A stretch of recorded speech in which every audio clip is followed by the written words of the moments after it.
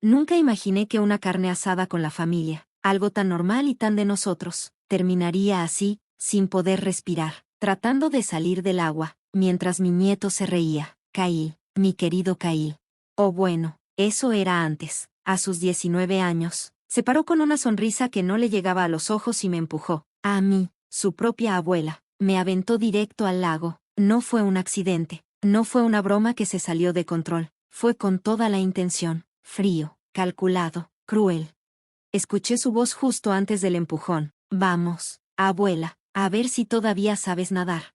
Y luego sentí unas manos frías en mi espalda, un empujón, mi cuerpo cayó al agua y grité, pero ya era tarde. Mis pies dejaron el muelle y caí como piedra. El impacto me sacó todo el aire. Me congelé. El pecho me quemaba tratando de gritar, pero solo tragué más agua. Tenía más de 30 años sin nadar. Después de mi operación, el doctor me dijo que no lo intentara, que mi hombro ya no aguantaba y que mis reflejos no eran los mismos. Pero nadie se movió. Nadie en el muelle hizo nada. Me moví con desesperación, llena de pánico, mientras el agua me jalaba hacia abajo. Cuando logré salir a flote, tosiendo y escupiendo, vi sus caras. Kyle estaba ahí parado, con los brazos cruzados, riéndose con sus amigos. Mi hijo, su papá, solo miraba. Mi nuera tomaba vino y murmuró, «Ay, ¿está haciendo un drama?» Ni siquiera recuerdo cómo salí del agua. Supongo que fue puro instinto, miedo, o alguna fuerza que no sabía que aún tenía. Cuando por fin llegué al muelle, empapada, temblando, con las rodillas raspadas y el corazón latiéndome fuerte, nadie me ayudó, nadie. Kyle me miró y sonrió. Mira, si sabes nadar, eres dura, ¿eh? Todos se rieron, y esa risa me siguió sonando en los oídos mucho después. No grité, no lloré, me paré como pude, escurriendo agua, sintiéndome humillada como nunca, y en mi mente escuché la voz de Dolores, que la semana pasada me dijo, la gente muestra quién es de verdad cuando piensa que te necesita. Caminé de regreso a la mesa del picnic, empapada, adolorida. Volvieron a asar hamburguesas. Abrieron otra botella de vino como si nada, como si no acabara de pasar algo tan grave. Nadie pidió perdón, nadie se preocupó. Y ahí lo supe. Ese fue el momento en que el lobo, por fin, me arrancó los ojos. El momento en que dejé de poner excusas. El momento en que solté al niño que me traía flores del jardín. Kyle ya no estaba. Ahora solo quedaba un chavo formado por gente que prefiere las apariencias en vez del cariño. Gente que le enseñó que ser cruel se parece a ser fuerte. Gente que le hizo creer que amar no tiene consecuencias.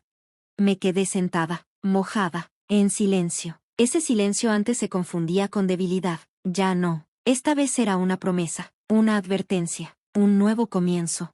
Porque mientras los veía reír en el muelle, con mi cuerpo doliendo y el corazón roto, me di cuenta de algo que ellos no ven. Aún tengo opciones. Ese chamaco ya se le olvidó quién le guardaba su dinero para el futuro. Ya en casa, me quité la ropa mojada y me sequé en el baño con una toalla viejita que siempre dejaba para las visitas, una que nadie más usaba. Me vi en el espejo, el pelo todo enredado, las rodillas raspadas y los ojos rojos por el agua del lago. Parecía un fantasma. Y aún así, cuando volví a la cocina, ahí estaban todos platicando de sus vacaciones, riéndose de los precios de los vuelos a Cancún, discutiendo cuál Airbnb tenía la mejor vista. Nadie volteó a verme, nadie me preguntó cómo estaba, ni una cobija me ofrecieron. Kyle andaba descalzo, en su traje de baño mojado, viendo su celular y dejando charcos en mi piso recién trapeado. Mi hijo estaba recargado en la barra, tomando la limonada que yo preparé en la mañana, y mi nuera, como si fuera de piedra, sin emoción, enseñándole a Kyle unas fotos de balnearios, como si no hubiera pasado nada. Era como si no existiera. Me senté en la orilla de la mesa del desayunador, temblando todavía del frío, con el suéter pegado a la espalda. Nadie me vio, a nadie le importó. Quise gritar, pero no de dolor, de coraje, de incredulidad. ¿Cómo llegamos a esto? Me acuerdo, Dios mío, me acuerdo bien, cuando Kyle me abrazaba fuerte y me decía, eres lo mejor de esta casa, abue. Me acuerdo de los domingos con hotcakes y caricaturas, con su cabecita recargada en mi brazo. Y ahora, ahí estaba él, burlándose de mí, haciéndose el ahogado frente a sus amigos mientras yo apenas podía respirar. Y eso no pasó de un día para otro. Esa crueldad se aprende, y yo sé muy bien de dónde la aprendió, de esas miradas pesadas, de las veces que sus papás se burlaron de mis costumbres, de cómo hablaban de mí cuando pensaban que ya estaba dormida, de cómo usaban mi casa, mi dinero, mi tiempo, hasta que dejé de ser una persona y me volví una molestia.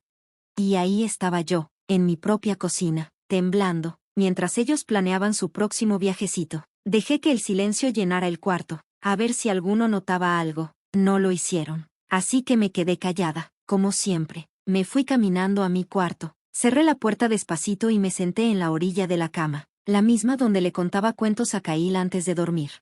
El agua del lago ya no estaba en mi piel, pero sí en mi corazón. Ese ardor, esa pena, no se iba. Y me di cuenta de algo, yo llevaba años secándome por su culpa. Cada vez que se les olvidaba mi cumpleaños, cada vez que me pedían dinero sin dar ni las gracias, cada vez que me hablaban feo, que se reían de mí, que me ignoraban. Ese empujón al lago fue la primera vez que lo hicieron en público. Saqué mi diario y escribí una sola frase: nunca más me van a ahogar. Porque desde esta noche, no me iba a quedar solo tratando de secarme, me estaba despertando. Esa noche, ya que todo quedó en silencio, me senté sola en mi cuarto con la puerta cerrada. La lámpara vieja zumbaba bajito a mi lado. No pude dormir, no con esa imagen de Kyle en mi cabeza, mi Kyle, riendo mientras yo luchaba por no hundirme. Esa imagen no me soltaba, no por lo cruel, sino porque era él, ese niño que yo cuidé, no solo como abuela de vacaciones, no, yo lo crié cuando sus papás no se dignaban a hacerlo, cuando su papá perdió la chamba por tercera vez, y el banco ya casi les quitaba la casa. ¿A dónde mandaron a Kyle? A esta casa. Lo cargué en mis brazos, yo le daba de comer, lo bañaba, le leía cuentos y lo consolaba cuando tenía pesadillas. Siempre puse mi nombre como contacto de emergencia en sus papeles. Pagué su colegiatura cuando sus papás no podían. Yo le armé su mundo. Todavía me acuerdo cuando le dieron su primer teclado. Se lo compré a un maestro de música que ya se iba a jubilar. Me gasté casi la mitad de mis ahorros en eso. Kyle se sentó en el piso, con las piernas cruzadas, y se pasó horas tocando tecla por tecla, como si fuera algo mágico. Abue, esto está mejor que la Navidad, me dijo. Y pensé, este niño siente muy profundo. ¿A dónde se fue ese niño? Las cosas empezaron a cambiar cuando cumplió 16. No soltaba el celular. Dejó de sentarse a la mesa. Ya no daba las gracias. Solo gruñía. Ya ni me veía a los ojos. Al principio pensé que era por la edad. Son cosas de la adolescencia. Me decía, él todavía me quiere. Solo está creciendo. Pero no era solo eso. No nada más creció, cambió, y poquito a poco se fue notando. Se burlaba de cómo revolvía el té, hacía chistes pesados, ponía los ojos en blanco cuando contaba alguna historia. Yo debí decirle algo, enfrentarlo, pero no quise hacer olas, no quería alejarlo. En vez de eso, me perdí yo. Dejé que hablara mal de mí, dejé que sus papás se rieran cuando él me mandaba a callar, me dejé hacer invisible en mi propia casa. Ese mismo niño que una vez lloró cuando me raspé en el jardín, que me daba besitos en la mejilla y me preguntaba si los ángeles también se hacían viejitos, ahora estaba en mi cocina haciendo chistes sobre ahogarme. Y lo peor es que yo todavía quería creer que algo de ese niño quedaba, pero esa noche, lo solté. Cerré el último álbum de fotos que tenía de él, puras sonrisas con dientes chuecos, velitas de cumpleaños, y lo puse en el estante, no para olvidarlo, sino para protegerme, porque el amor sin límites no es amor, es esclavitud, y ya serví bastante. Que sus papás se encarguen ahora, que ellos presuman sus solicitudes de universidad, sus seguidores en Instagram, su gran sentido del humor. Al día siguiente, le conté todo a Dolores, porque necesitaba consuelo, solo alguien que me escuchara, y Dolores siempre ha estado ahí. Es mi mejor amiga desde hace más de 30 años. Hemos pasado por 1000 cosas juntas, y siempre me ha acompañado, en lo bueno y en lo feo. A la mañana siguiente tocaron la puerta de la cocina, no la de enfrente, no, Dolores nunca usa la puerta del frente, ella siempre entra por el lado, como si fuera su casa. Ábreme, Margaret, traigo muffins y opiniones, gritó.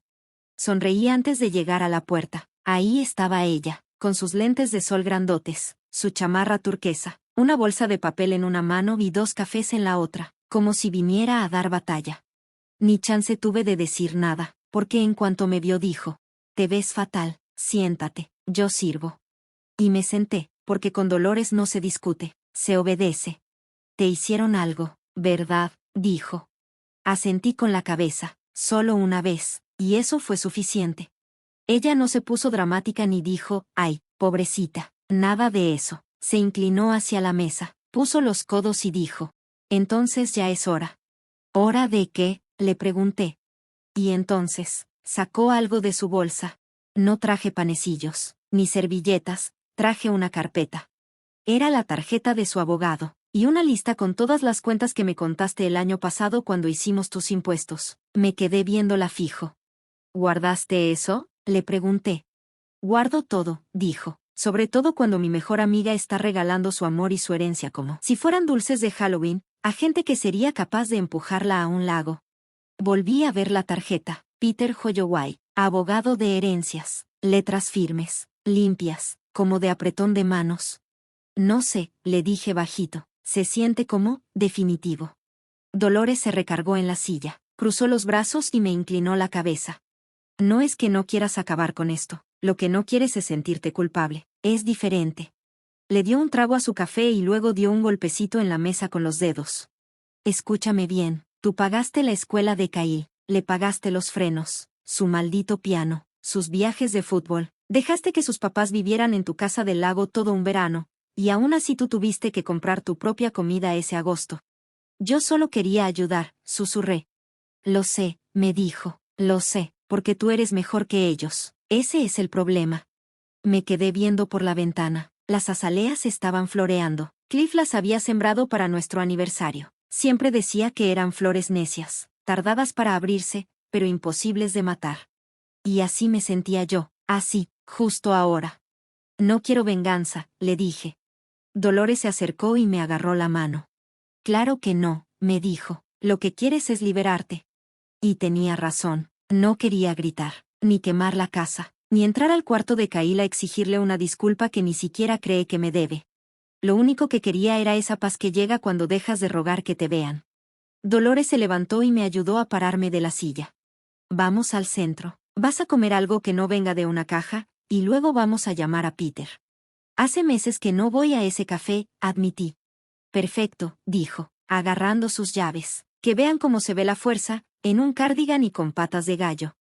Íbamos en el coche con las ventanas abajo, el viento enredándome el poco cabello que me queda, y de pronto sentí algo simple, pero fuerte.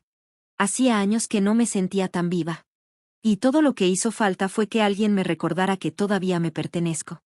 El café estaba lleno, el sonido de los platos, la gente platicando, todo me envolvía como una cobija viejita. Dolores revolvía el azúcar de su espresso con una intención, como si estuviera preparando una pócima mágica. Luego me pasó mi taza por la mesa. «Tómatelo todo, vas a necesitar fuerza y cafeína». No se equivocaba. Llamamos a Peter Holloway justo después de comer. Me dijo que fuera esa misma tarde. «Trae todo lo que tengas», me dijo, «y no me lo endulces». No lo hice. Llevé los papeles originales del fideicomiso, la carpeta que Cliff y yo armamos después de su derrame cerebral, y una copia doblada de la carta de la universidad, esa que llegó cuando Kyle todavía estaba en la prepa y se emocionaba enseñándome sus calificaciones. Me acordé del día que imprimí esa carta. Estaba tan orgulloso, tan lleno de ilusiones. $50,000, murmuré, mientras Peter le echaba un ojo a todo. Empecé a juntar ese dinero cuando Kyle tenía 10 años. Era dinero de cumpleaños, bonos, devoluciones de impuestos, hasta me salté unas vacaciones un año. Cliff y yo siempre dijimos, primero la educación. Peter levantó la mirada de los papeles, con cara seria. «Todo sigue aquí, sin tocar». «Sí», le dije, con la voz apagada, «está en una escuela comunitaria ahorita. Dice que el próximo año se va a transferir». Ese era el plan, hasta que decidió que yo no encajaba ni en su vida, ni en el muelle. Peter no preguntó nada, solo asintió, como un doctor antes de operar. «¿Qué quieres hacer, Margaret?», me preguntó. «¿Cambiar al beneficiario? ¿Mover el dinero? ¿Cerrar todo?». Me quedé viendo el techo un rato, y luego le susurré. «Nada, todavía no». Peter alzó una ceja. «Quiero observar», le dije, «quiero ver cómo me tratan cuando piensen que soy débil, cuando crean que estoy por morirme y que pronto van a heredar. Quiero ver quién se finge cariñoso, y quién sí se aparece de verdad». Peter cerró la carpeta, despacito. «Eso suena frío», dijo. «No es frialdad», respondió Dolores, inclinándose un poco hacia él. «Es supervivencia. Hoy no estamos quemando puentes, Peter. Solo estamos viendo cuáles nunca fueron puentes de verdad. Peter sonrió leve. Me parece justo. Salimos de su oficina una hora después, sin cambiar nada legalmente, pero con mi manera de ver las cosas completamente distinta. Ese fondo ya no era un regalo, era un espejo. Pasé la tarde en la casa, caminando de cuarto en cuarto, como si estuviera revisando una vida que ya no era mía. Me detuve frente a la repisa donde todavía estaba la foto de bebé de Kyle, sus hoyitos en las mejillas, esa sonrisa, esa sensación de que todo estaba bien. No tiré la foto, aún no estaba lista. En vez de eso, me senté en la mesa de la cocina y abrí una página nueva en mi diario. Arriba escribí, vamos a ver quién me quiere sin el dinero. Debajo hice 2 columnas, quién se da cuenta, y quién lo evita. Ni siquiera tuve que escribir el nombre de Kyle, ya sabía en qué lado iba a quedar. No era venganza, era claridad. Porque por más planes que hicieran, por más que se la pasaran murmurando sobre quién se iba a quedar con que cuando yo ya no pudiera decidir, se les olvidó una cosa. Yo todavía tengo la pluma.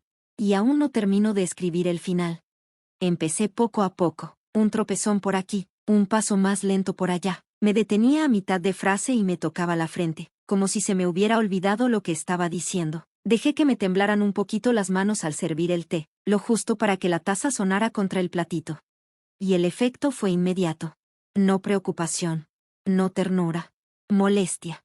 Kyle ya ni saludaba al entrar, solo hacía un gruñido. Si le pedía que me ayudara a subir las bolsas del súper, soltaba un suspiro tan fuerte que parecía que le había pedido que cargara un coche. Y mi hijo Daniel empezó a susurrar cosas en la cocina, pensando que yo ya estaba dormida. Esto está empeorando. No creo que esté tomando sus medicinas. Ya no puedo seguir limpiando lo que deja tirado. Eso dijo Paula, su esposa, con esa cara de preocupación falsa que siempre pone frente a sus amigos de la iglesia. Esta vez ni siquiera se esperó a estar a solas. Lo dijo fuerte, en medio de todos. Dejó la estufa encendida otra vez, dijo, con ese tono exagerado. Eso es peligroso, Dan. ¿Y si Kyle estaba solo? Siempre estaba solo. Pero a nadie le importaba. La verdad es que yo nunca dejaba la estufa encendida. Siempre la revisaba 2 veces, y luego una más antes de irme a dormir. Pero no dije nada. Los dejé pensar lo que quisieran. Los dejé que armaran sus excusas, que buscaran razones para empujarme a un lado. Ellos pensaban que estaban jugando ajedrez. No sabían que yo estaba jugando una partida más larga. En las noches me quedaba acostada, escuchando sus voces bajitas a través de la pared. Nunca decían mi nombre. Solo, ella, ella. Necesita ayuda. Ya es una carga. Ni siquiera sabe manejar su dinero. Esa última casi me hizo reír. Tenía todos los papeles bien guardados en el cajón de los calcetines, cada cuenta, cada peso registrado, todo cuadraba. El fondo de la universidad seguía intacto, la casa seguía a mi nombre, y aún así, me hablaban como si ya me hubiera ido, como si no existiera. Una mañana, entré a la cocina y ahí estaban Kyle y Paula sentados, susurrando. Se quedaron congelados al verme, pero ya los había escuchado decir una palabra, institución. Kyle me miró, como si yo fuera un mueble. No escuchó, dijo él. Yo no dije nada, serví mi café despacito, dejé que el silencio se hiciera más pesado. Miré por la ventana, el jardín seguía ahí, el que Cliff y yo habíamos hecho desde cero. Nuestro rincón de paz. Las hortensias estaban floreando otra vez, plantas tercas, como nosotros. Estoy vieja, dije en voz alta, sin hablarle a nadie, pero no estoy sorda. Nadie contestó. Fue ahí cuando supe la verdad. Querían sacarme antes de que yo pudiera decirles que no. Así que los dejé seguir creyendo que me estaba apagando. Los dejé hablar, los dejé susurrar. Me hice chiquita frente a sus ojos, para luego desaparecer por completo. Y cuando eso pase, ese silencio les va a caer encima como un trueno. Esa noche abrí de nuevo mi diario. Le puse una rayita al nombre de Kyle en la columna de ¿Quién evita? La subrayé 2 veces. Junto a los nombres de Daniel y Paula escribí, quieren la casa, no a la mujer que vive en ella. Cerré el cuaderno, y sonreí en la oscuridad. Los dejé susurrar, porque yo sí estaba escuchando. Cada palabra. Una semana después, pasó algo que me hizo decidirme por completo. Fue idea de Paula. Una cena, casual, según ella, con sus amigas del yoga y unos compañeros de trabajo de Daniel. Hagamos una parrillada, algo leve. Quizás puedas hacer ese pastel de limón que tanto les gusta, dijo Paula. Yo no dije nada, aún así, horneé el pastel, por costumbre, tal vez por nostalgia. Pero no pensaba quedarme mucho rato. La casa olía a carne asada y perfume caro. Las risas venían del patio como si fueran humo, suaves, subiendo, pero que ahogaban. Me quedé en la cocina, lejos de todos. Nadie se dio cuenta. Ni siquiera Daniel, que cuando tenía 12 años siempre pasaba a preguntarme si necesitaba ayuda para lavar los trastes. Me quedé junto al fregadero, escondida, escuchando, siempre escuchando. Entonces escuché la voz de Cail. Fuerte, fría, con ese tonito sarcástico que aprendió de Paula. Pues escuchen esto, le dijo a su bola de invitados medio borrachos. La abuela se cayó al lago en la carne asada. Se movía como tortuga volteada. Ayúdenme, ayúdenme. Risas. Risas fuertes. Y siguió. Y yo le dije, tío, no te estás ahogando de verdad. Seguro solo quería lástima. Ya saben cómo son los viejos. Usan la debilidad como arma. Alguien ahí murmuró entre dientes. Eso estuvo fuerte, Cail. Y Cail se rió más. No, no, está bien, viejo pájaro duro, viejo pájaro duro. Eso es lo que vio cuando me miró. No vio a la mujer que pagó por sus brackets. Ni a la que lo cuidó cada noche cuando tenía ataques de asma. Ni a la que guardaba cada dibujo suyo en una carpeta bajo su cama. Solo vio, un pájaro viejo. Me quedé congelada, detrás de la puerta de vidrio, con las manos temblando. No por la edad, por el coraje. Entonces escuché a Paula, con esa voz suavecita y cortante como cuchillo. Es una carga. No somos familia, le dijo a Daniel. Tenemos que pensar en el futuro, no en emociones, responsabilidad. No era la primera vez que me hacían sentir que ya no valía nada. Pero esta vez fue la última. Me fui a mi cuarto sin decir una palabra, sin una lágrima. Me senté en la cama y, con la puerta cerrada y sus voces ya más lejanas, sentí que algo dentro de mí cambiaba. Ya no estaba enojada, tampoco triste. Solo, decidida. Era la claridad que necesitaba. La confirmación. La última firma del contrato invisible que firmaron el día que Cail me empujó a ese lago. Abrí el cajón de mi buró y saqué el sobre con la tarjeta de Peter. Tomé el teléfono y vi su número un rato. Luego marqué. Contestó al segundo timbrazo. Peter Ayobay, dijo. Soy Margaret, ya estoy lista. No me preguntó qué quería decir. Solo respondió. Ven mañana, trae los papeles, tu identificación. Ya los tengo, le dije. Colgué. Salí al pasillo. La risa de ellos ahora sonaba como si viniera de gente desconocida. El pastel de limón seguía ahí, entero, sobre la barra. Tomé un cuchillo. Corté una rebanada perfecta. No para ellos, para mí. Me senté sola en la mesa de la cocina y me lo comí despacito. Que sigan con sus cuentos. Que tomen, que rían, que hablen. Que hagan como si yo no existiera. Porque a partir de mañana, van a ver lo invisible que puedo ser. Y cuando llegue el silencio, el verdadero, no será debilidad. Será mi despedida. Esa noche no dormí. Me senté en el escritorio que aún tenía en mi cuarto, el mismo donde ayudé a Cail a escribir sus ensayos para la universidad. Abrí mi laptop. La página de la Fundación de Becas ya estaba guardada como favorita. Cliff y yo la apoyamos por años. Era una fundación callada, eficiente y con principios. Su lema era que la educación se gana, no se hereda. Escribí con calma, sin apurarme. Monto a donar, 50,000 pesos. Nombre del donante, en memoria de Clifford James Walker. Fondo de becas STEM para estudiantes de primera generación. Anónimo, sí. Antes de hacer clic en confirmar, me detuve tantito. Mis dedos estaban sobre el teclado. Pensé en Cail cuando tenía 9 años, con esa sonrisa chimuela diciendo, abuela, cuando sea grande quiero hacer máquinas que ayuden a la gente a respirar mejor. Él ya no dice cosas así. De hecho, ya casi ni habla. Confirmar. Listo. No hubo que iniciar sesión otra vez. No esperé ningún correo. Fue una transferencia limpia, sin regreso. Cerré esa pestaña. No volví a verla. Abrí otra ventana, ahora para ver boletos de tren en Amtrak. Solo ida, salida, domingo. Destino, Silver Pines. Una comunidad tranquila para retirados, a 2 estados de aquí. Dolores tenía una amiga que vivía allá. Decía que era un lugar en paz, pero no aburrido.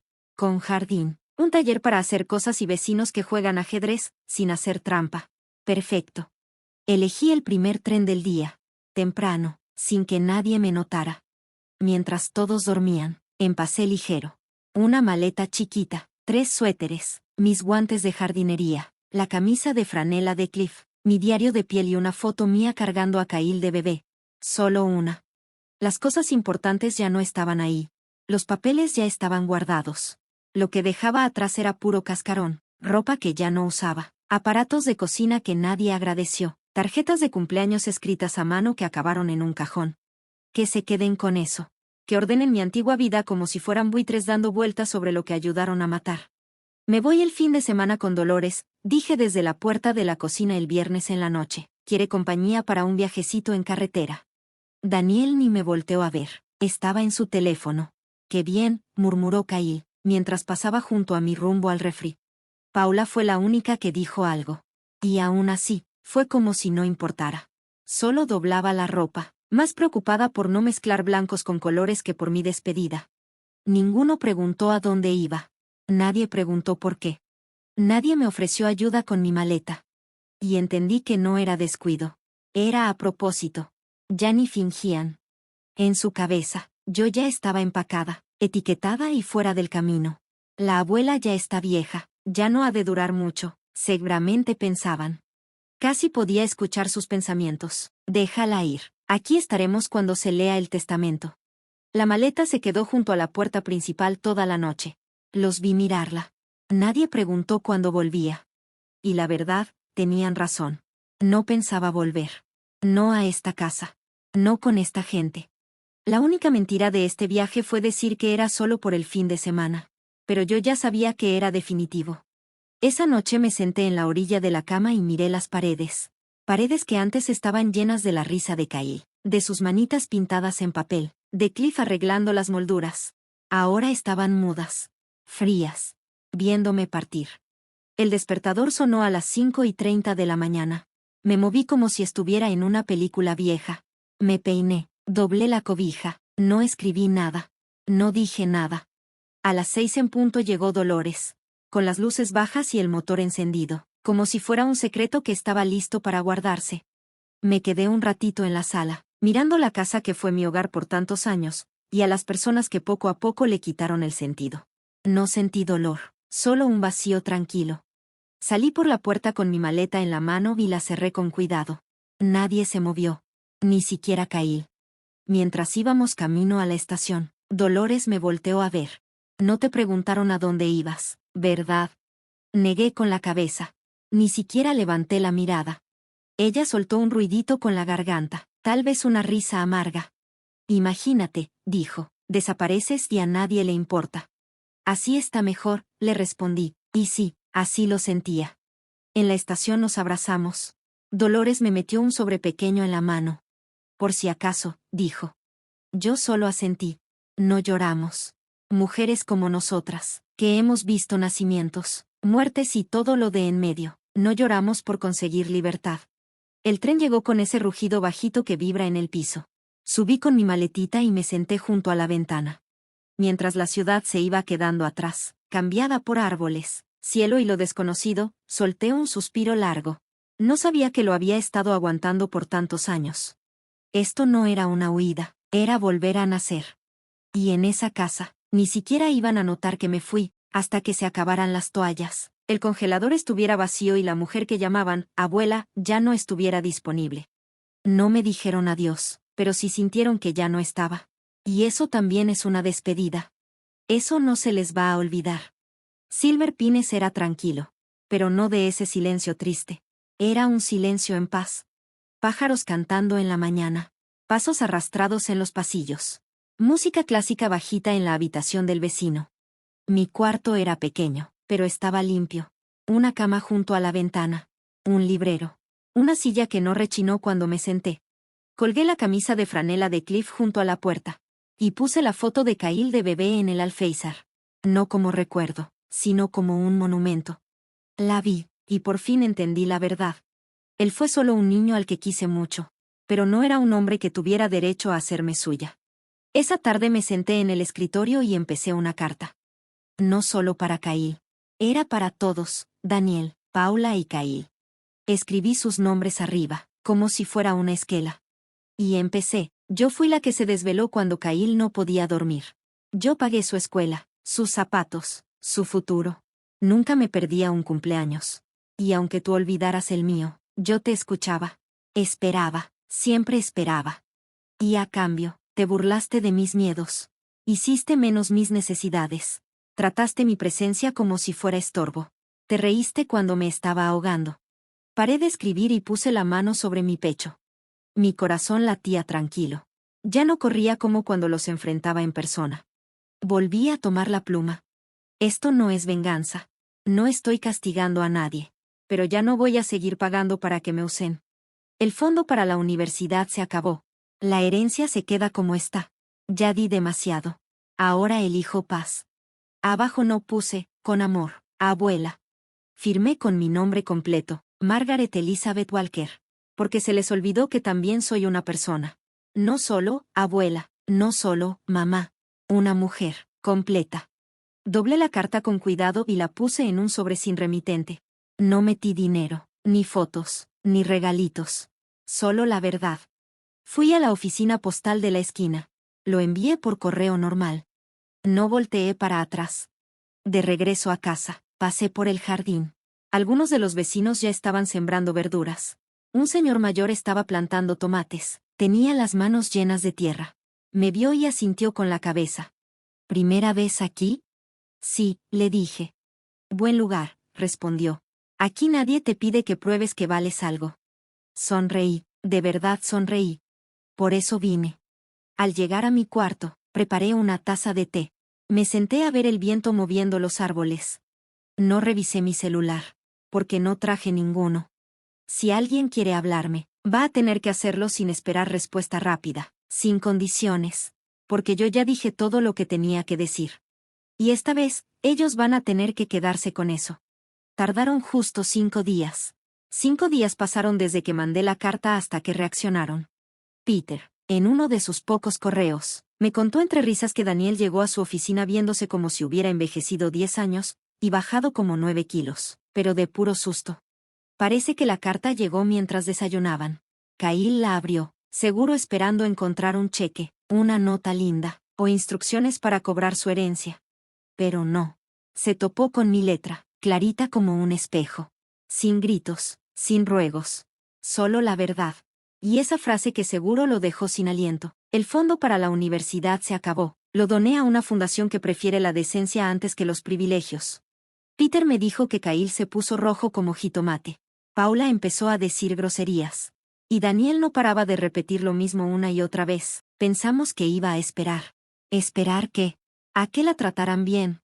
¿A que la usaran un poquito más? ¿A que se muriera? No, ya había esperado demasiado. Ese mismo día, Peter les entregó todo, los papeles oficiales, la confirmación de que el fondo ya no era suyo, y que todo el acceso digital había sido cancelado. Les dijo que, a partir de ahora, cualquier mensaje tendría que pasar por él. Ella tiene todo el derecho, les dijo. No escuché sus gritos, pero me los imaginé. Paula, caminando como loca por la cocina, enojada porque su plan bien calculado se vino abajo. Daniel, frotándose la cabeza, viendo cómo su plan B desaparecía. Y Kyle, pobrecito, cayendo en cuenta de que burlarse de alguien no sirve, si esa persona ya se fue. No más correo electrónico. Sin número de teléfono. Sin dirección. Nada, solo ausencia. Esa noche me senté en mi nuevo balconcito, con una cobija en las piernas, té caliente en la mano, y vi a una pareja de gorriones peleándose por una maceta. Todo estaba en silencio. Pero no ese silencio triste de estar sola. Era un silencio merecido. El tipo de silencio que llega cuando ya gritaste todo lo que tenías que decir. No me sentí culpable. Ni me pregunté si me pasé. Porque por primera vez, la distancia entre nosotros era real. No me esfumé. Simplemente me fui. Ellos querían que fuera callada, dócil, chiquita. Pues ya lo tienen. Pero no como esperaban. Nada de ayuda con las cuentas. Nada de préstamos. Nada de cuidar niños en el último minuto. Nada de fondo para la universidad. Solo silencio. Solo espacio. Y yo, Margaret Elizabeth Walker, todavía respirando, todavía viva, solo que en otro lugar. Ellos le llaman abandono. Le andan diciendo a la gente que perdí todo y que me escapé. Déjalos. Porque un día, cuando se les pase el coraje, van a recordar que les di todo, tanto que casi me apago. Y entonces me detuve. No por mala, sino porque, por fin, entendí. No tengo que quemarme para darle calor a los demás. Y me juré que nunca más sería su cerillo. Peter me mandó el primer correo de ellos 3 días después. Asunto, urgente. Mensaje, por favor, márcanos, mamá. Era de Daniel. Lleno de frases con pánico y sin comas ni puntos. Solo queremos hablar. No estamos enojados, estamos confundidos. No sabíamos que estabas molesta. Kyle está muy angustiado. Por favor, déjanos explicarte. ¿Explicarme qué? ¿Qué imaginé el agua en mis pulmones? ¿Qué malentendí sus risas? ¿Qué cuando decían responsabilidad no querían decir lo que sonaba? No querían hablar. Querían acceso. Peter me preguntó si quería que él les respondiera. Le dije que no. Déjalos, que se queden escuchando el eco de su propio silencio. Esa misma semana llamaron al banco. Intentaron entrar a las cuentas. Les dijeron que no. Escribieron a la fundación de becas. También les dijeron que no. Y luego vino lo más atrevido de todo, me reportaron como desaparecida.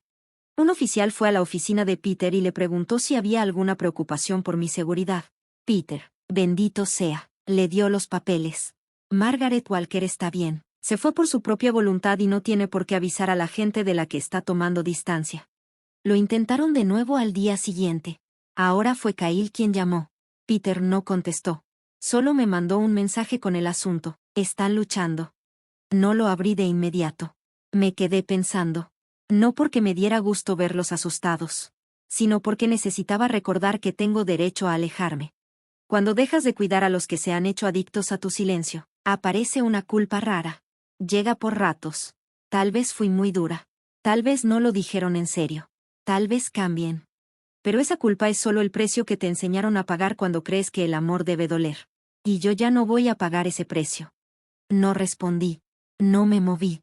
Ese día lo pasé en el jardín, metiendo los dedos en la tierra tibia, plantando semillas como si le dijera al mundo, vamos a empezar de nuevo.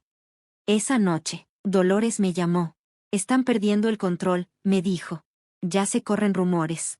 Las amigas de yoga de Paula empezaron a murmurar. Una hasta le preguntó si no tenías demencia. Me reí. No una risa educada. Una risa libre, de esas que alivian. Pues entonces, debo ser la paciente con demencia más organizada que han visto en su vida, le dije. Dolores se quedó callada un segundo. ¿Y no te molesta que piensen que desapareciste? Vi por la ventana como el sol se escondía detrás de las flores. No desaparecí, le dije, solo ya no estoy disponible. Porque esa es la verdad, ¿no? Querían que yo fuera una figura calladita en el fondo.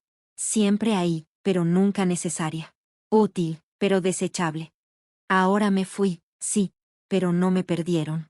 Me echaron. Y ahora que ya no saben dónde encontrarme, por fin quieren escucharme. Pero ya es demasiado tarde para platicar. Esto no es un pleito. Es un cambio. Y por primera vez, no son ellos los que deciden cuándo termina. Peter me lo dijo en cuanto todo se derrumbó. Llamó a los 3 y los citó en su oficina. Porque no lo iban a creer hasta que alguien con título, en un escritorio grande, se los dijera en su cara. Daniel entró con la quijada bien apretada. Paula traía puesto su suéter favorito, ese que usa cuando quiere hacerse la víctima. Y Kyle. Kyle parecía un niño chiquito otra vez. No porque se sintiera mal, sino porque, por primera vez, el mundo no le estaba haciendo caso. Peter ya tenía lista una declaración corta, justo como le pedí. Nada de charlas, ni explicaciones, solo la verdad. Puso una carpeta sobre la mesa, los miró a los ojos uno por uno, y dijo, esto es de parte de Margaret Walker. Y leyó en voz alta. Para los que pensaron que mi silencio era estar de acuerdo, ya lo di todo una vez, no voy a morir 2 veces. Esa frase los congeló. Me robaron mi tiempo, mi casa, mi paz, me agotaron mientras le decían a los demás que me cuidaban. Se burlaron de mí mientras me ahogaba, y luego se preguntaban por qué no salía a pedirles ayuda. Así que voy a ser clara, el fondo para la universidad ya no existe. La herencia se reestructuró. La casa será donada. Mis cosas no van a ir a quienes me trataron como si yo fuera un estorbo que había que quitar del camino. Daniel quiso decir algo, pero Peter levantó la mano. Ella me dio permiso de leer cada palabra, le dijo. Y siguió leyendo. No van a recibir nada de mí cuando muera, porque en vida no me dieron nada que valiera la pena, ni amor, ni respeto, ni cariño. Querían más mi dinero que a mí, y ahora, ese dinero está con personas que todavía creen en la bondad. Peter me contó que Paula se puso roja, luego pálida. Kyle murmuró algo, pero nadie le hizo caso. Y Daniel, furioso, se paró y gritó, «¡Está loca!». Peter solo respondió tranquilo, «No, al contrario, por fin se encontró». Esa semana, Peter me mandó la transcripción completa. La leí despacio, tomándote en el jardín, con los pies cubiertos por una cobijita que Dolores me hizo. Cada palabra se sentía como respirar otra vez. No era venganza. Era dejar constancia. Ellos escribieron la historia. Yo solo pasé la última página. En su mundo, yo tenía que perdonar en silencio, dar sin límite, y desaparecer sin ruido. Pero no lo hice. Hablé, me fui. Y decidí dar mi cariño a quienes lo valoran, no a quienes lo exigen. Al final de la declaración, Peter leyó mi última frase en voz alta, en negritas, como le pedí. Estar sola es mejor que ser usada. Y eso fue todo. La fantasía de la herencia se murió ahí mismo, en un despacho de abogados, bajo unas luces frías de oficina. No fue con gritos, fue con verdad. Se fueron callados. No porque entendieran, sino porque ya no tenían con qué pelear. Se les acabó el control. Y lo único que quedó fue el eco de todo lo que creían seguro. Yo no tenía que estar ahí para verlos. Hay finales que se disfrutan más desde lejos. Dolores me contó cómo fue todo después. Todo empezó con un portazo. Kyle llegó de la oficina de su universidad con una carpeta llena de malas noticias, y cara de culpa. Nadie me avisó que el dinero ya no estaba, gritó. Y Paula, con tono duro, le respondió. Pues tal vez si no te hubieras reído cuando ella casi se muere, todavía tendrías tu futuro asegurado. Daniel se quedó ahí, frotándose las sienes, como si pudiera sacar una mejor versión del pasado de su cabeza. Kyle ya no regresó a la escuela. Y cuando no le llegó su cheque de reembolso porque la oficina de becas confirmó que el fondo ya no existía, por fin le cayó el 20. No fue castigo. Simplemente quedó fuera. Excluido. Dolores me contó que en el súper se oían susurros y que en la iglesia les echaban miradas raras. Dicen que te desapareciste, me dijo por teléfono. Pero yo me reí y le contesté. Diles que retiré mi inversión de una empresa tóxica. Solté tanta risa que tuve que dejar la taza de té. Mientras tanto, en la casa del lago, todo fue de mal en peor. Daniel volvió a tomar. Primero una chela con la cena, luego vino, y después whisky. Paula se quejaba con su hermana, diciendo que mi partida había arruinado todo. Nunca dijeron que me fui. Para ellos, yo seguía siendo como un fantasma que rondaba su historia. Nunca me vieron como una mujer que decidió elegirse a sí misma. Solo como alguien que les debía más. Pero la gente del vecindario no les creyó por mucho tiempo. La noticia corrió rápido cuando Peter confirmó que yo estaba bien y que ya había cambiado todo legalmente. Viejos conocidos que antes saludaban a Paula con una sonrisa, ahora mejor se alejaban. En la iglesia, a Daniel lo veían con cara seria. Ya no lo invitaban a hablar en los desayunos de hombres. Su reputación no se cayó por un escándalo. Se cayó por la verdad. Cuando te burlas de una mujer en público y en privado la tratas como si no valiera nada, la gente empieza a recordar cosas. ¿Quién cuidó de Kyle cuando sus papás no podían? ¿Quién les prestó para las vacaciones? ¿Quién horneó para cada funeral, llevó flores a cada boda y nunca pidió nada a cambio? Yo. Y ahora ya no estaba. El círculo social del que tanto dependían no se desmoronó.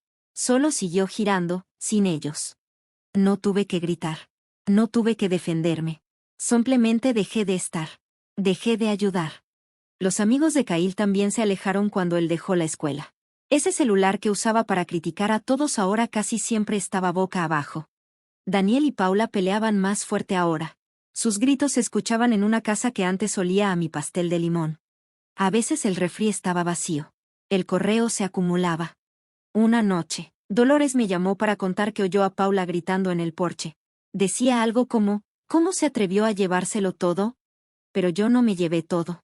Ahí dejé las cortinas, los platos, las llaves, y el silencio. Todavía se tienen el uno al otro. Pero creo que ya se están dando cuenta de que les gustaba mi silencio, porque yo era quien cargaba con todos sus problemas. Ahora ese peso les toca a ellos. Y yo estoy aquí, en mi balconcito, con mi bebida caliente, el sol en la cara, y rodeada de gente que dice, por favor y gracias, sin esperar nada más. Que se queden ellos con su silencio. Ya no es mi trabajo llenarlo.